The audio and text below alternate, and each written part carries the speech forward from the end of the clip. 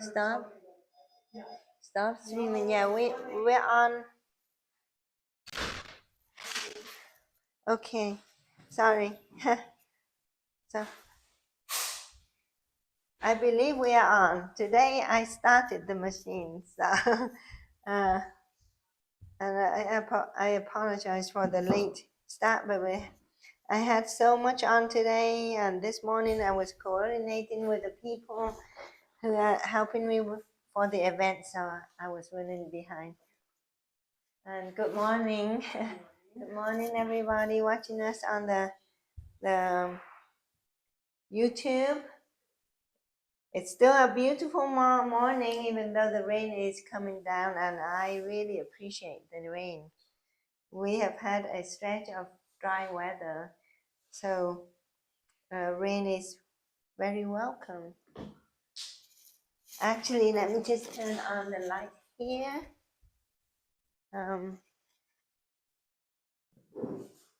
Let some more light in the room. Okay.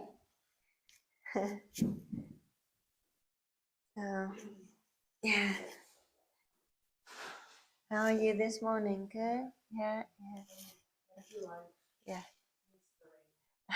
Yeah. So, so we'll wait for Rafaela to join us. Yeah, you can join us there too, Rafaela.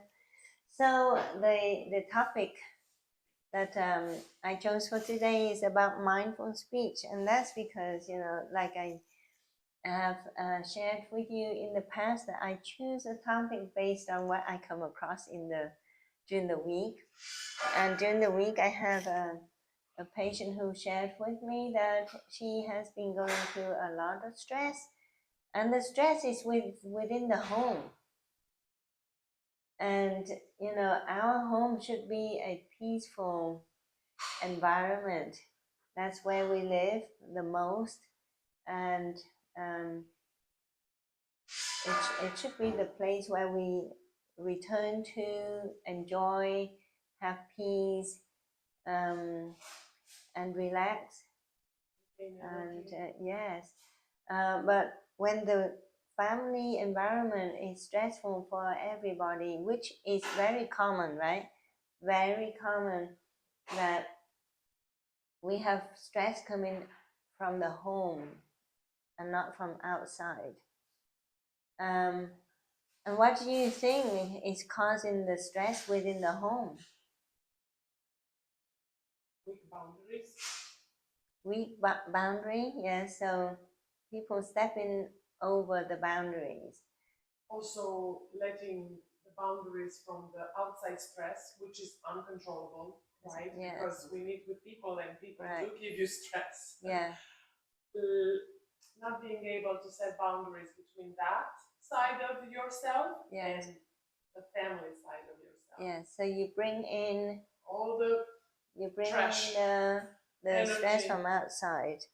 So stepping over boundaries, bringing stress from outside. What else cause stress within the home?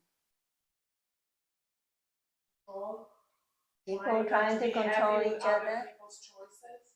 Yes, so exerting control. Right. Yes. And what else? Your own trauma and happiness, you cannot regulate it yourself. You don't meditate. You don't work on yourself. Yes. So you're unregulated, uncontrolled. So you hope that other people might, like a medicine, they might help you. Yes. But they can't, because they don't know what's inside of you, and so it's a mess. It becomes a very chaotic. Right. So when you have an environment like that, how can you help yourself, and how can you help your loved ones?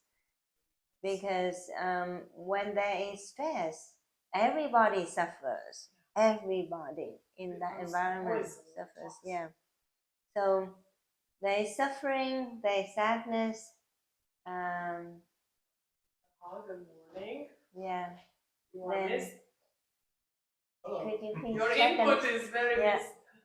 Can you please check and see if I can have everything set up and working okay? I think I have you it, and for coming. I hope that it is recording, but just to double check. Yeah. Environmental things in the home too are a stressor. Environmental things, Chemicals. chemical toxicity that affects the people. One of the common example of that is what? Cleansers, Fumes. fragrances, Fragrances, yeah. Detergents, yes. Mold. Mold toxicity is so common, right? Indoor air pollution is a huge problem with our modern homes. Indoor. So open the windows and doors and let in fresh air. I have one. So, I've seen in movies mostly. Noise, yeah. Cigarette smoking. You heard about secondhand smoking, right? The people who don't smoke, who live with a smoker, get poor health too. Just smelling in the smoke. What else? Hopefully, people these days are civilized enough to smoke outside. Yeah. Not to, Right. because you have to have some sort of consideration, especially if you have small children, young children. Dust mites. Dust mites, yes. Bed bugs. Roaches. Roaches, yeah. Yeah, so The the environment. Cleanliness, in other words. Yeah, people don't understand, well, some people, right? Some people don't understand that the environment they live in affect them so much in so many ways. Hoarding, Clutter. Yeah. Clutter. That's a lot. Clutter. That's a big one. Reflects your brain. Yeah. The stillness of your mind. Yeah, cluttering. Yeah. It adds pressure on your own being. You feel like you can't breathe. Right. But when people say I have a lot of stress at home, usually it's related to relationship. Wi-Fi, yeah. Radio waves. Yeah. So we understand how the environment we live in affect our physical and mental health, and that affect how we react with the people around us too, right? Yes. Yes. Because when you don't feel good, you don't have the patience for other people. You just don't. Yeah, you don't have any energy or any patience to deal with any source of stress outside of you. That's a challenge in itself. Yeah. To work on yourself to develop that patience. Yeah. And then what do? You say things or you do things that are hurtful to you and hurtful to other people. So that's why I chose the topic of mindful speech today. Even though I think ultimately it's the language, the speech that we have affect other people. Absolutely. That's the final thing, the speech and the action. No matter, even if you live in the poor environment that affect you, if you can't control what comes out of your mouth or of your body, then you can't control the effect it has on other people in the family. But if you can control it, if you live in the poor environment but you practice mindfulness and you have the mindful speech, it gets stopped right there. Right there. I dare to say that the words are controlling your destiny. Yes, I mean, so. They're so powerful. Yeah, so when because you hurt or you hurt yourself. Right. And if you hurt yourself or you hurt, it's like a path, right? Going left or right. You choose to hurt your words or you choose to restrain, you refrain your. Yeah. You choose. It's a path of destruction versus a path of goodness, better, positivity. Well, just to put another spin on it, words can cause escalation to physical harm. And I see that. But Practically speaking. some of what my defense clients have done. It is entirely true that anger quickly transcends from verbal to physical altercations. Yeah. Crimes and usually you they gotta, start with. you gotta have another way of dealing with it. So yeah, so if you think about it, even with violent crimes, it always starts with the speech. It starts with the speech, and then it leads to violent act. So there's a saying that everybody in America has heard as a child: "Sticks and stones can break my bones, but words will never hurt me." That is such a lie. It's the most untrue thing. Yes. Like, I would rather have somebody throw a stick at me than someone be vicious with their words. Yeah. Because it imprints on every cell in your body. The words, the tone. Words can kill too. Well, you know how many young children commit suicide because of the words have been said to them at school. Words are letters, and letters are vibrations. Yeah. I've seen, of course, I watch a lot of body camera videos for police officers when they're investigating things. I've seen so many cruel words spoken to children and to domestic partners. It's heart sickening. It just really is. And you ask yourself, why? How did these people come together if they're just going to be toxic to one another? I don't have an answer for that, other than just people don't want to be alone and they compromise their. The answer is unawareness. Yeah. Nobody teaches us that. But we're not supposed to. We're not supposed to be cruel to one another. That's for sure. And we really need to understand that everybody has. Everybody's created in the image of God, and we need to be kind. Like God, right? God-like minded. Yeah, but it takes practice, right? Yes, not everybody has that skill. Work and practice. Work on yourself. Yeah. So if you don't practice, you don't get good at that, at having mindful speech. So if we have the awareness that how we speak can affect ourselves and others, right? Last week we talked about having the negative thought in our minds. The moment that negative thought arises, things happen in our body already, physically, biologically, physiologically, or neurologically, it happens. And then it comes, if we don't have control of that, it comes out as negative speech. And the negative speech, affect us and affect other people too. Becomes action. Yeah. Speech becomes action. And like Mr. Hall said, you choose to be violent or you choose to not. Yes. But you need to censor one. And there's another aspect of this too that we haven't talked about. It's the prideful nature of people, and that's so contributes to people being cruel to another. It's the basic. Because you did that to me. Yes. How dare you do that to me? It just escalates. It precedes it goes hand in hand with the wrong thought. Pride, it precedes the wrong thought. Yeah. But if you have a forgiving attitude, which means you're humble, that helps you not escalate. It helps you stay peaceful. Yes. Or put yourself in the other person's shoes. You say, but what if it's That's not compassion. exactly? You think to yourself, but what if it's not this wrong? Okay, it's okay. Don't censor your own thoughts because they just come. Just let them go. If they come, and just let them fly away like birds. Yeah. Don't let them nest. That's the idea. Because thoughts come. We have all kinds of thoughts, good, bad, I don't know, levels. Yeah. But don't let them nest. And nesting, I think, like you said, it has to do a lot with the pride. Because if you're humble, they come, but then you let them fly away. Yeah. That's how I can describe it. Yes, yes. So how do you practice mindful speech?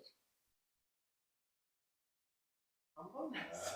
You well, just I- realize you're not all that. How does The human mindfulness nature- meditation help you the with human mindful nature is to speech? be all about me. But the mindful speech is all about the other. What is your understanding about mindful speech? How do my words impact the listener? Mm-hmm. Or myself. And what kind of impact do I want my words to have on the listener? Now, that can cut a couple different ways. If you're really wanting to rebuke a person and set them straight, there's a way to do that and not hurt them. Mm-hmm. You can gently correct, or you can be a complete terrible person, holler and scream, and that might generate a short-term impact, but it's not going to set you up for success long term. Yes, So but it's really about Mhm. the impact of your words on the other person, and knowing what that impact is, and having the right tailored message to that person. yes, but how do you practice mindful speech? When, like I said, I speak an Mhm. example. Mhm. I have a thought. Let's say my daughter hasn't called me like in 4 days. Mhm. Yeah. She has reasons, Mhm. but I think to myself, like a negative thought comes, like a pitiful, selfish thought comes. Mhm. Well, of course, she doesn't love me, she doesn't respect me, things like that, right? You Mhm. have a thought that it's pertaining to you being hurt instead of trying to be in the neutral situation until you find out. Mhm. So it goes back to me, to when I have a thought, a negative thought, or I am about to say something negative towards someone dear in my family, because you started with family. Mhm. Instead, I think to myself, I take two ways. I said, yeah, I have a way of choosing to think that she is selfish or but I also think to myself, oh, what if I need to reach out to her because maybe she's in a worse situation than myself? Mhm. So that's when humbleness comes. Instead of me being proudful mom, oh, she doesn't know me, she doesn't talk to me, she blah, blah, blah. I say to myself, well, what if? What if she is in a deplorable situation? Maybe she has a situation of life where she's maybe doubting, maybe some situations, high stress, she doesn't even think of me. And awareness, it's all awareness. I think that my thought might be too selfish, and I start working on my thought. And I'm thinking, but what if this is not the only way my mind should think? I should think the other way. So I choose myself, but then I choose the other, just like Mr. Hall said. Put myself in the other person. I call it awareness. Okay. But So, that's reflection. but then you It's still reflection, no. exactly. Meditation, basically. In mindfulness meditation, we practice awareness of the present moment and seeing things for what they are without judgment or reasoning. But I understand that I think that is good, but still you are finding a reason. You're not seeing things for what they are and let them be. So if, let's say, your daughters haven't called you for 4 days, you see that thing for what they are, that's it. Your daughters have not called you for So 4 you find days. contentment And and that's happiness in that. You don't, yes. So no judgment, no reasoning, no question, no anything. You see things for what they are. Oh, my daughters have not called me for 4 days. Stop. No judgment, no reasoning. Oh, maybe this, maybe that, maybe she's busy, may. It's still, you are finding the reason for explaining why she didn't call you. Okay. But when you see it for what it is, and you say, oh, I realize that I could pick up the phone to call her. I could wait some more, and let's just be at peace with that. And I think that is much better than still trying to find a reason for that.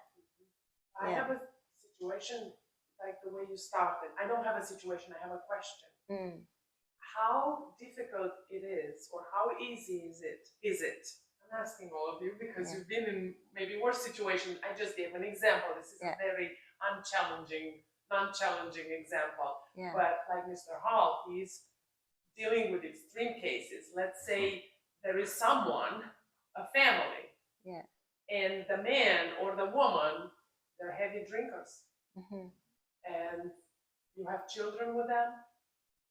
You have, right, like they're addicted to some sort of drug, some sort of real. It's really negative. It's affecting completely. It's changing the chemistry. How do you deal with that? Do you still say, well, it's a very difficult I'm situation. not judging them, and I just let them be? No. What do you No. do? I think if I'm going to use my mindfulness skill to deal with that, you know that right then and then, when that thing happened, and you say stop it, that person is not going to stop. It's not. Right? Right. Actually, So then you say, okay, I know if I'm going to see that. You think in your mind, and you say, I see he's doing it, but I know that if I start nagging or saying things, he's not going to do what I ask him to do, or she. So I said, okay, I'll see. But in my mind, I am going to find a way that I want to help that person, but not in this present moment. This is what's called mindfulness practice in the present moment. So in that present moment, you see what's happening for what it is, and you are so aware that you know that if you're going to say something to that person, that thing is not going to stop. It's going to backfire on you. So you say, okay, I know this moment is not the right time for me to say anything or do anything, but I am going to work on it myself, and I'm going to choose the right moment to say something. And what I'm going to say, that speech, what I am going to say. You know, like, but it's not easy because I've tried to break it down. It requires a very high heavy level of control. No, it's not control. High level of awareness. We don't want to control anybody. No, I'm saying control on ourselves, not to speak something. No, I'm not talking about control on others. No. When I said it requires a heavy level of control of yourself, not to, instead of nagging, reframing. I think it's not, for me, I don't think it's control, because once you use the word control, then you keep yourself in that rigid environment again. It's just flexibility. No, it's not even, no, it's the level of consciousness and awareness where you make the right decision. Making decision is not being controlled. It's not that black and white. Yeah. Right. So, in all respect, okay, the answer that you gave is entirely appropriate for somebody who is not in the middle of like a domestic violence situation. Or if you're on the bus or the subway and somebody's attacking another person, physically harming them. I mean, that's a different world than what we're talking about. But I'm trying to say is that you practice your awareness to where you make the right decision. Making the right decision of what to do, what to say, is it in the right moment? When you say awareness, you mean discerning. No. You have to have a high level of consciousness to discern when is the right time and when is the wrong time. Right, making the right decision. To me, it's called discernment. That's why, kind of like I was equaling with control. But let's say control is not the appropriate. Yeah, but I don't think discernment control. For me is because it's the capacity of the mind to find the right timing. Yeah. Is it the right time? Is it the wrong time? Yeah, my only point was that there are some exigent circumstances where you got to intervene. Yes, and but here, if it's not yeah, if it's not at that level, then you Threatening. have the space to do this practice right. of mindfulness. You intervene, but then you integration. have to use the mindful action, mindful thought, and mindful speech. So I had someone pull a gun and put it to my head when I was 17 years old. Yeah, And they were kidnapping me. And with their history, I was told later, after the police determined who they were and their history, they would have raped me and murdered me. mm-hmm. And so someone's got a gun to your head or someone pulls a knife on you, what do? That's an exigent circumstance. Right. So what I did, Yeah. I prayed. Yes, so you have awareness of what's going on and you decide. I prayed and I stayed calm. Yeah. And I did exactly what I was led to do, which was to treat them and speak to them as though they were a friend. Right. And yeah. it confused them so much, it gave me opportunity to escape. Right. So that if you don't have that level of awareness to do exactly the right thing, you can do the wrong thing that leads to the wrong results, You right? could have pulled the trigger. Yes. If you start to swear and say, but human nature without practice can jump right into fear, the fight or flight reaction. Instinct. Yes, Yeah. and then actually that's what you chose. Yeah. You chose to, I'd say again, control your instinct, but it's not control. You chose to But I think you have practiced that. bypass the instinct. Yeah, but you have practiced that. It didn't come naturally, right? Because through your Bible studies or whatever, you have practiced that, and then you put that into practice. I don't think it came naturally to a lot of us in that situation. A lot of us will choose to do with our instinct, the human, reacting. So that's why mindfulness, So you being had mindful. the knowledge of kindness. Yeah. You had the knowledge of kindness at that age, right? Yeah. Like you knew about kindness, compassion, right? You were practicing, so to speak, right? That's why it was easy for you to shift from instinct. I let go. That's what I did. In that moment, I knew I didn't know what to do, and I let go and I just prayed. And I followed what he impressed me to do. Right. So faith helps you, but also you have to put into practice what God teaches you in that present moment, right? And I had been developing that my whole life to that point. Yeah. So but it doesn't come without practice. Without practicing raising your awareness. I think if I don't practice, I will go right into the human nature instinct. I mean, yeah. So that's with that. Yeah. With that, I would like to remind everybody that it is a very, very valuable skill. Having this mindfulness skill and mindfulness practice that we do every day. Not everyone is practicing this mindfulness practice out there. I think the research shows that only years ago, I think about 10 years ago, only 10% of the population practiced. Now it's a little bit more, but still, I don't think it has reached 10% of the population yet. Yeah, so they just want the results. They want to, but they don't know how to get there. Right. Yeah. And I wouldn't know how to get there if I didn't go and learn from the monk. And some people don't believe that just 20 minutes a day of your time with yourself can lead to something so amazing. Some people, they just don't believe it. They just want quick fixes. And so they don't want to work. They don't want to put the work on. Right.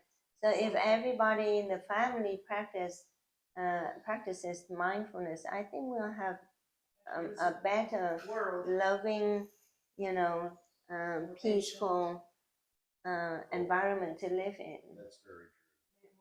Yes. And the opposite is true too. Without that, you have chaos. Yes. very easy, very easy. We've all experienced Yeah. that. Okay.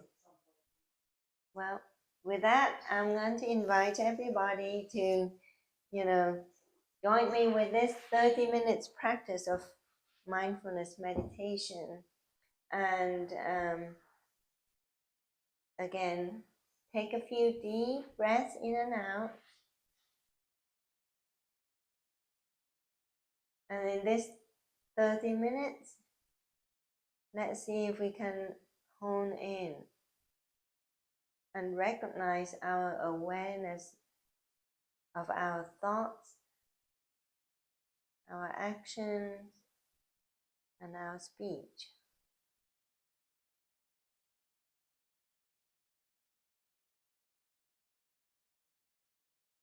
Return to this present moment. Return to yourself.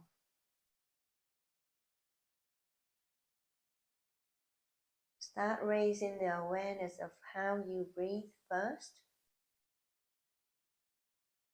how you breathe in, how you breathe out. You know exactly how you breathe.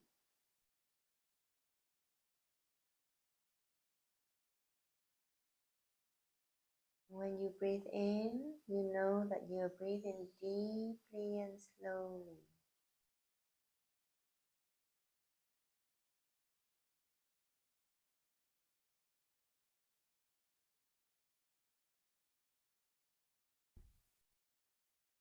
And when you breathe out, you breathe out slower than you breathe in. And this method of breathing will bring a lot of benefits to you, since it's going to activate your vagus nerve.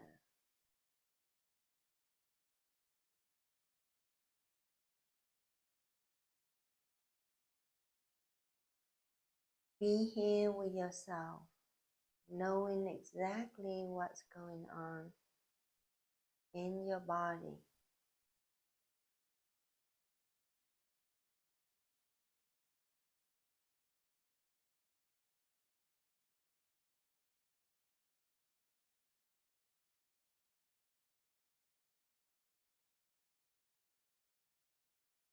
You can also do a quick body scan from the top of your head down to the toes, recognizing how each and every part of your body is feeling right now.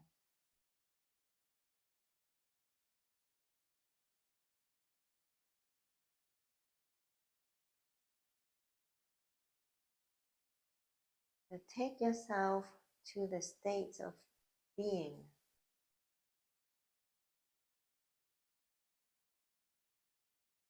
What is your state of being right now? How aware are you of that state of being?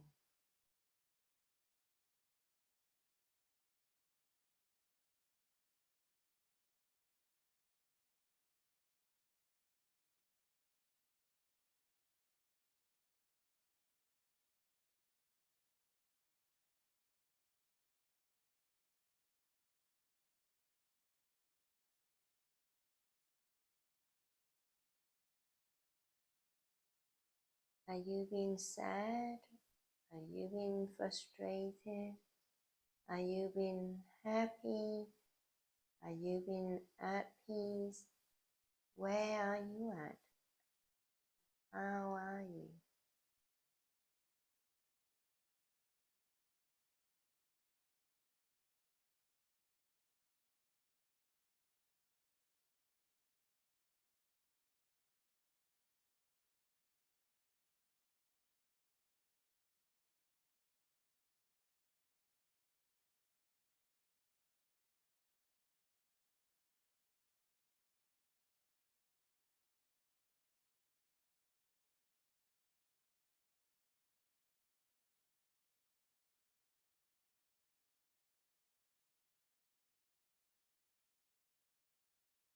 I invite you to take your awareness and focus to your mind. See what thoughts are coming and going.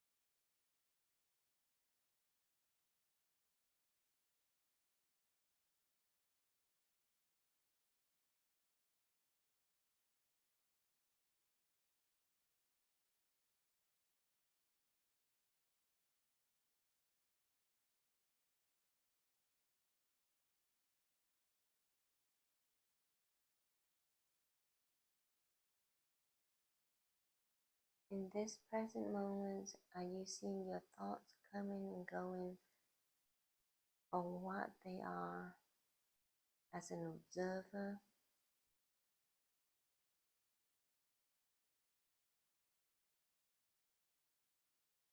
Do your thoughts trigger a trail of other thoughts?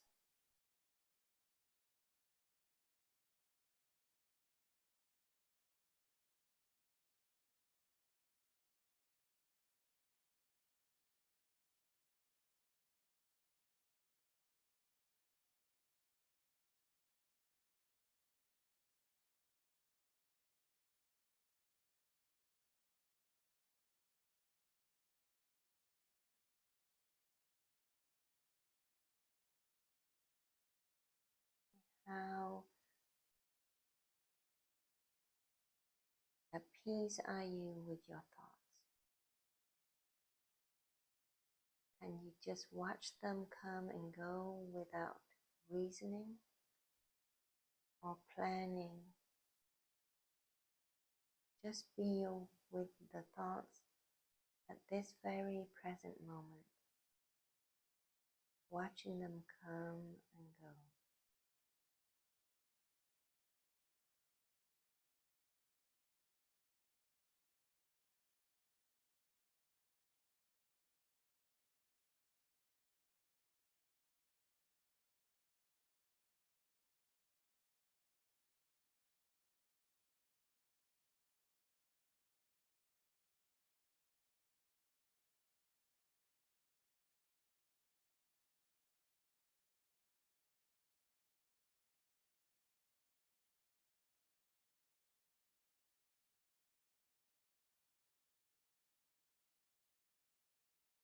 Now I invite you to take yourself back to a situation where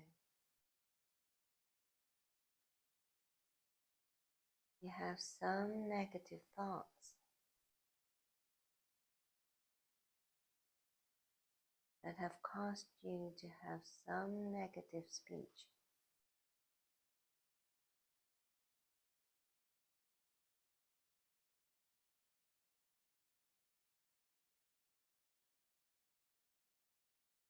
Sit back, observe that memory.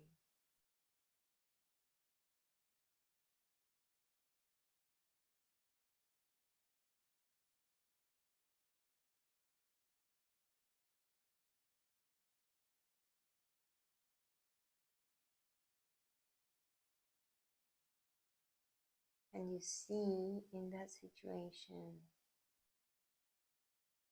what your level of awareness was.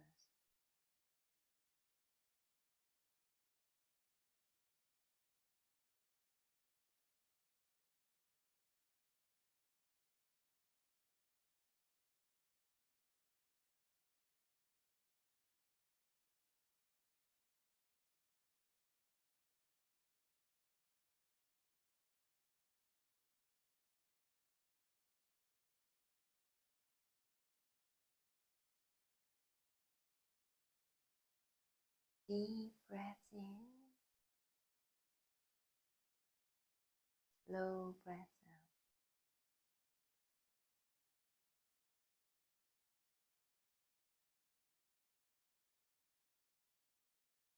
Now stay with that memory and start asking yourself,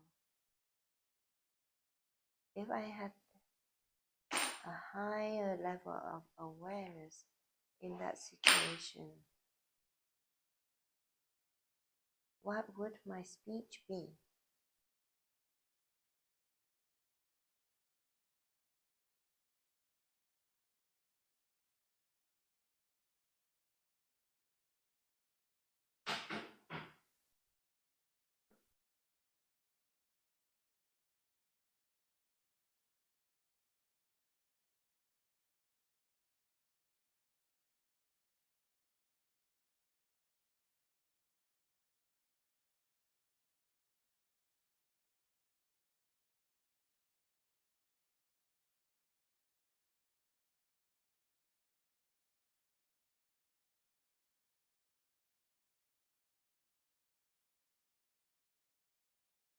Or should you have any speech at all?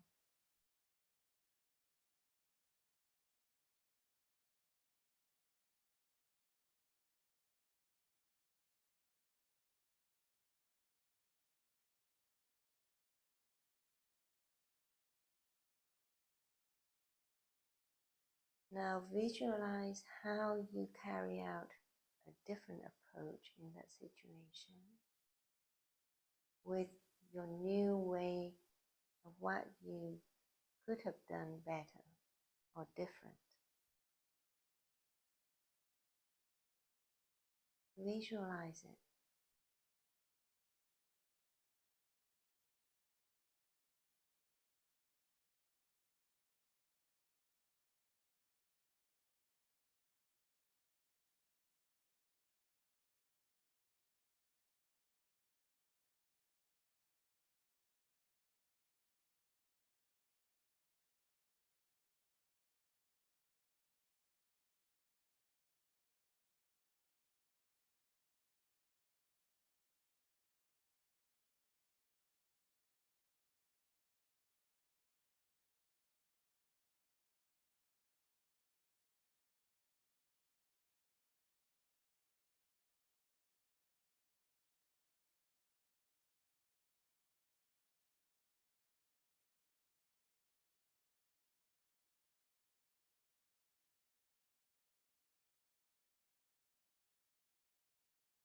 Deep breath in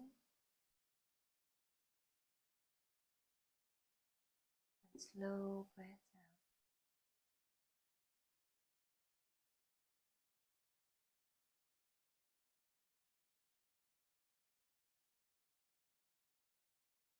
And with that visualization, can you imagine the different outcome in that situation?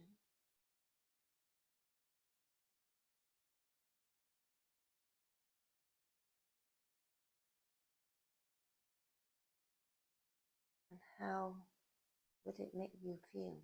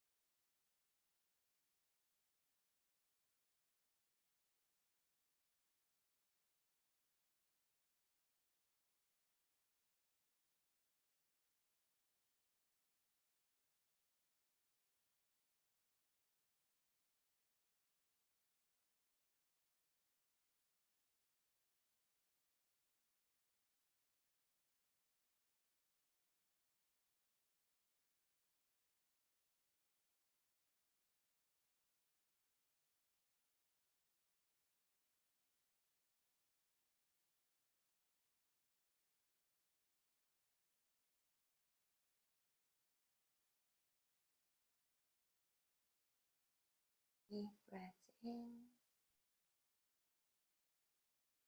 slow breath out.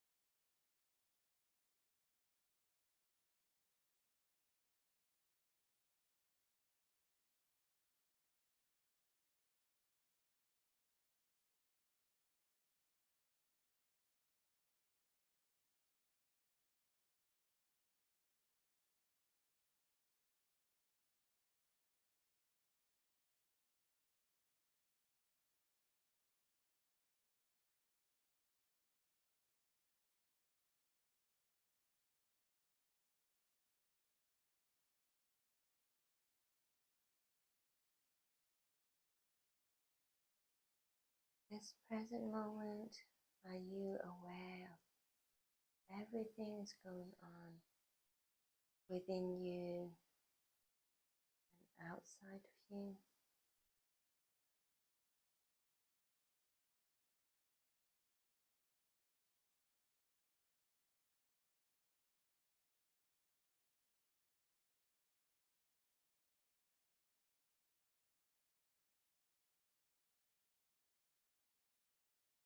With a higher level of awareness,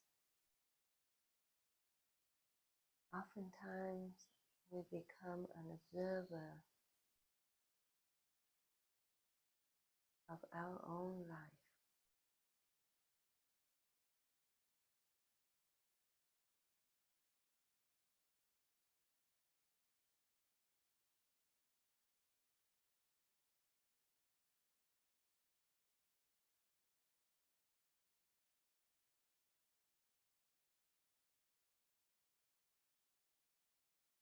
Constantly practicing non-judgmental practice.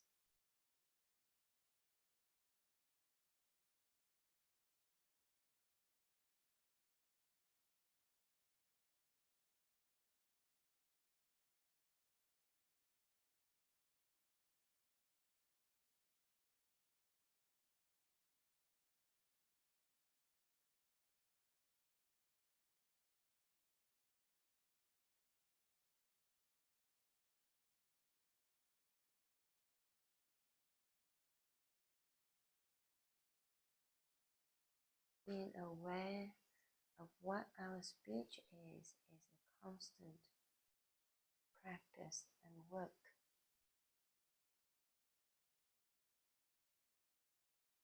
Where the mind is always knowing what is going to come out of the mouth.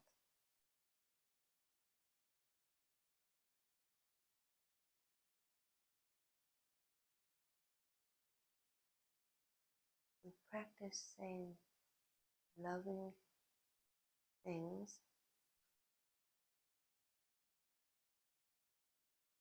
saying words with loving kindness,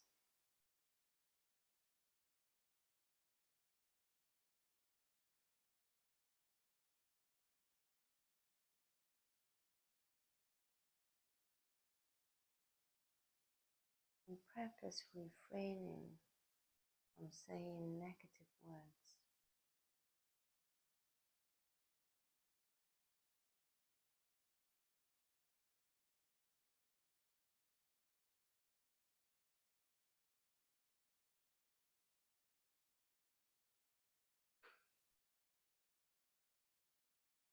Sometimes not saying anything is a good thing.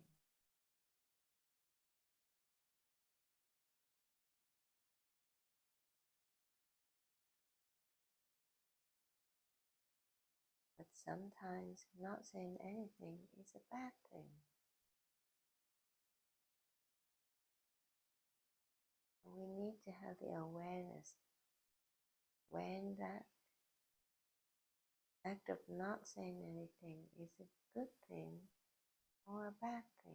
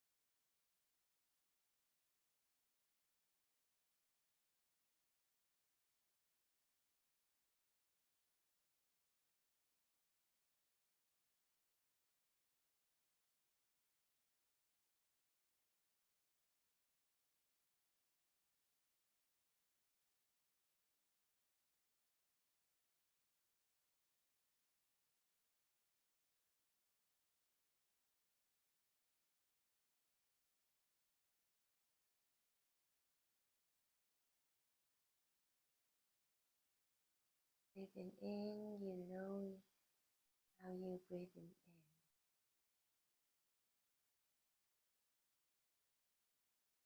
Breathing out, you know how you're breathing out.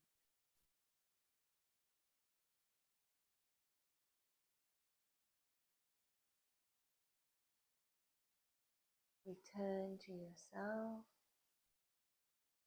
turn to this present.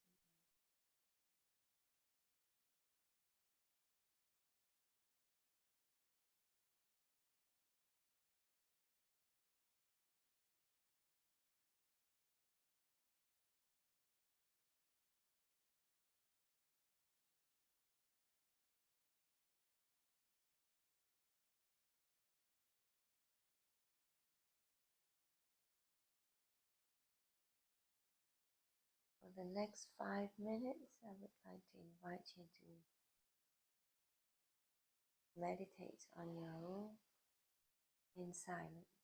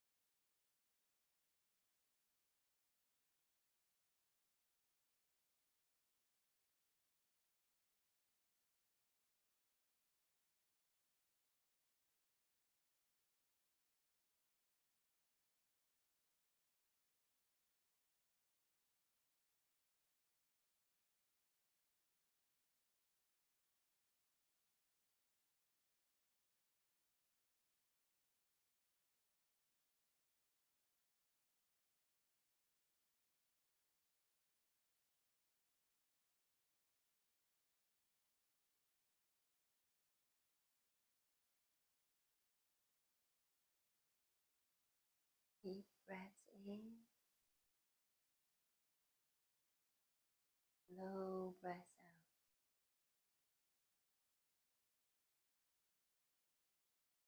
Return to yourself, return to this present moment, return to this space. Open your eyes, stretch your legs, rub your fingers, whatever you want to do. So that was half an hour of practice.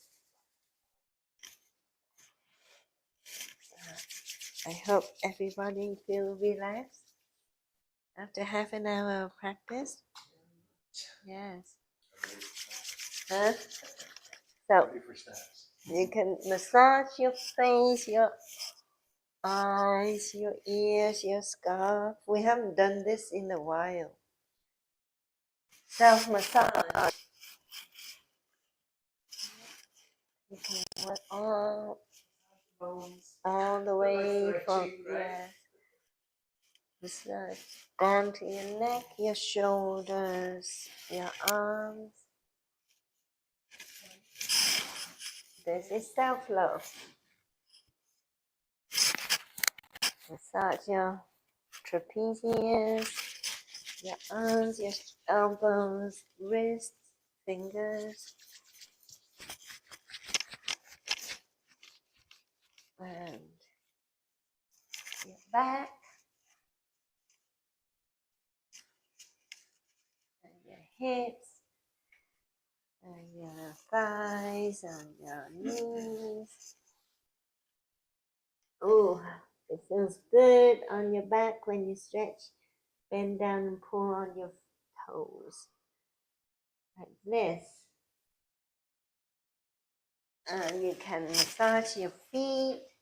Give your feet some reflexology treatment. And then, yeah. That's what we're doing. Foot massage. Yeah. Yeah. Somehow I got cat's hair on my feet, on my socks. You too. You have cats, you have to have those too. The Yes. hair comes with it. Okay, and then you can twist and turn. And don't forget to keep breathing in and out.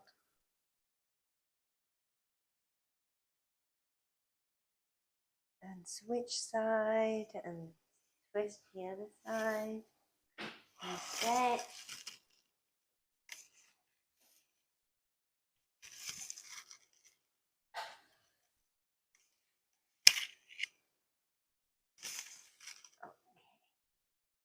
And then we can stand up now and get ready for our walking meditation. And you can, also can stretch out your legs for a little bit and bend down if you want to stretch out your lower back. And keep breathing in and out deeply. Sweet.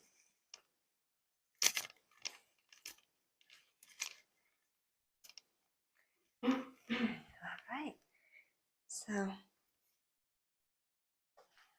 let's walking meditation, peaceful walking, listening to the bell. Okay, so we'll do 4 rounds of this. Okay, let's go.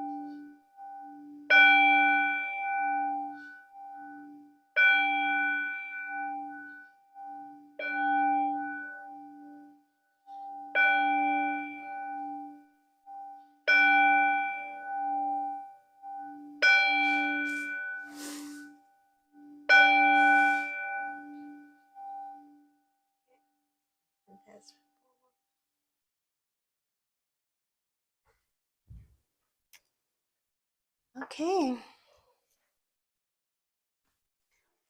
How was everybody's experience today? Always relaxing. It was relaxing. Yeah. This is a day with the rain and makes you just go back to bed. Yeah.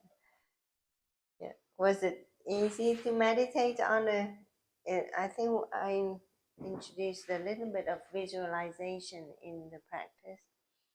So it's part of the mindfulness meditation practice too. When you do a little bit of in body, well, the body scan at the beginning, and then you went into visualization practice. It depends on the person. For me, I find it easier to visualize than to scan the body. In the scan the I'm body. more distracted at that, and visualizing, I don't quite have a problem. Yeah. I think it depends on Yeah. how So, our mind is wired, right? And right. Yeah. So how about everybody. you, Raphael? Is it harder To visualize? than to in the body, or just? Well, mainly when I'm doing the walking meditation, I'm visualizing my legs extending, really focused on that. I feel like I got a little bit more extension I today. think so. I think the angles of your knees is much improved. That's great. You're able to lift your legs up without having to lift it up with your hands now, so that's good. I'm putting a lot of pressure, like physical pressure on the tendons behind my leg, trying to give them space to Yeah. stretch a little bit further. Do you feel like the mindfulness meditation helps? I like the bell. I feel like the bell is like signaling my legs to be more active. Yeah. I have a patient too. I hope he's watching right now too. He loves the bell. It takes him to a peaceful place. The bell is really important for me, but it's hard for me to do this and ring the bell. Uh-huh. I need someone else to ring the bell. You have to be in a passive mode. Yeah. To receive the bell, not to be the initiator. Yeah. Uh-huh. So I think the bell helps us to, I mean, for me, I like the bell because it really helps me to practice on my hearing, mindful hearing. It helps me to come back instead of just fly away. Yes. Return. Coming back grounded is very grounded. Yes. Yeah. I feel like the lateral is more soft now. Uh-huh. Yeah. Good. The next session, I would like to invite you, Ravenna, to be here. So the people who are listening to us know who you are and what you're going through, because I think if they see you, they will, inspired and yeah, they get inspiration from you. And go on. Yes. Not to give up. Yes. Yeah. But I enjoyed this session. I mean, this is my therapy once a week. This is my therapy. And even though I have a lot going on this weekend, I chose not to, forfeit this session because it's so important to me. It's important for my life, for my family's life, and for my work. And yes, so I hope everybody else will see the benefits of mindfulness meditation and keep on practicing. And once you are so good at it, you can help other people, changing one life at a time. And we can do that if we pledge to do that, I think. Yes. And it doesn't have to be anybody out there that you have to go and look for. You can do that right here in your family. In your family, understanding that a lot of stress arises within the family. How can you help other people? Of course, you know. So when you try to help other people, remember that you have to do it without judgment. When you start to be judgmental, the results So are in not other good. words, allow me to, sorry for interruption. It's okay. Yeah. Speaking about mindful meditation, I was not mindful to interrupt you. Oh, please finish. No, I do think. have a question. Yeah. I finished. So yeah. I apologize. So you mentioned something because like today, right now, I feel like I just was aware of something that I was not aware before doing meditation. Yeah. Because meditation means many things to each one of us according to our level of consciousness, experience, Yes. right? When we were talking and brainstorming, right? Because that's what we do pretty much, right? Brainstorming about experiences. You mentioned when I was explaining that, oh, I find instead of finding a selfish reason, I find more compassionate reason. But you mentioned it's not bad, but I'm saying you somehow had woken up a moment in me when you said, but you're still reason. You give reasons. So meditation means, because you see, I've been practicing meditation, but the way I understand meditation and other things, it's slightly different than you. Yeah. When you practice meditation, or the level, or the level of meditation you explain and express to the audience, in this you specifically, basically say or believe that you should not give reasons. You just have to Right. take So it as it comes to you. right. So yeah. Rest your mind from reasoning.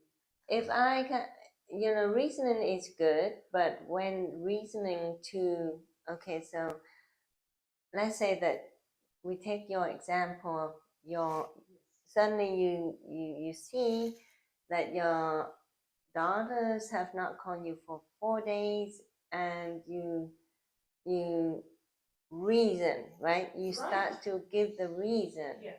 And then you say, oh, this reason is negative, so let me change it to a compassionate reason. That's good, but what if you don't have any reason to start with? You just see things for what they are. So because the first thing, if you have a reason, oh, they didn't call me because they don't love me, the reason for what they didn't do. So you start with, you know, oh, they don't love me enough, that's why they haven't called me, you know, I'm not their first priority, that's why they haven't called me. Well, you started off with the first reason, because of this, so they didn't do that. So that's the reason. And then with your awareness and your practice, you change it to a more compassionate reason. Okay, what if you don't have any reason at all? What if you know, oh, I just realized that my daughters haven't called me for 4 days. Maybe I should call them. Yeah, that's the fact. Oh, that is just the fact. No, so basically what I'm trying to say, I'm not trying to personalize it. What I'm trying to understand is that meditation basically is extracting your mind completely from working, from reasons. Well, working. No, I think it's more objective. It depends on the scenario. There are certain things you need to reason, like in work. It's automatic. The mind reasons. I mean, I don't know how your mind works. My mind reasons. But that's why we practice mindfulness, to get there, to get to where you see things and insert it. Yeah. Outside of yourself. Right. So without judgment, objectively. So reason is a form of judgment, in other words. But at work, sometimes we have to use reason, right? So depending on the scenario. For example, in this meditation, when we did the visualization, that was not too objective. That was because you said go back in a time where you've been hurt or you've said Right. something. Said something. That's very subjective. So, right, Yes. it's an emotional, heart is involved, so Right. it's subjective. So take yourself back to So that. there are moments when meditation has to be subjective, and Mm. there are moments when meditation is objective. Objective, subjective. You just have to be aware, self-aware. Yeah, so I have a long your way. awareness of the different situations. Some people just say it's a rule. It's not a rule. You know, this is how you do it in mindfulness meditation. No, it really works. And when you work on it, you will step up on the different level of awareness. Right, right. It's not black or white. Right, It's it's just not. You have to Yes. find the right shape for the right, Yeah. the right Yeah. spectrum. Yeah. Just fit in. Right. That's a lot of awareness. It Life is, is and all it takes shapes. practice. Yes, It it's true. takes practice, I tell you. It's very. Yeah, it's if a you lot of don't awareness. practice, you won't. I'm so far away. But This meditation really got me to a point of kind of like ding dong, like light yeah, bulb. yeah, with the things that you said and the things that we brainstorm and we reflect upon each other. We look at it like in a mirror when we talk. We mirror. And I'm like, oh, wait a second. My awareness was not there. I was having an awareness, but at a different level. And then nobody can really say, oh, I need to practice mindfulness for 5 years and I'm good. No, it's a constant practice, ongoing practice, and time has nothing to do. The time that you put in the practice has nothing to do with it. So some people can just practice for a month and get to the level that is equal to one else practicing for five years, right? So it's since I was 17, 16, and look at me, I'm 49, I'm like, oh, wait a second, I have been. Yeah, so it's for everyone, even Age has nothing to do. Age has nothing to do with it. The time you put in has nothing to it. It's the individual knowledge, practical, application, and reflection as well. Yeah. I think it has a lot to do with. Right. Yeah. So. A revelation. Yeah, but I Thank think, you very much. Yeah. So you're welcome. And I really wish everybody a peaceful, loving weekend. Enjoy this beautiful Feeling healthy, eating healthy, being healthy. talking healthy, everything healthy. Namaste. Thank you.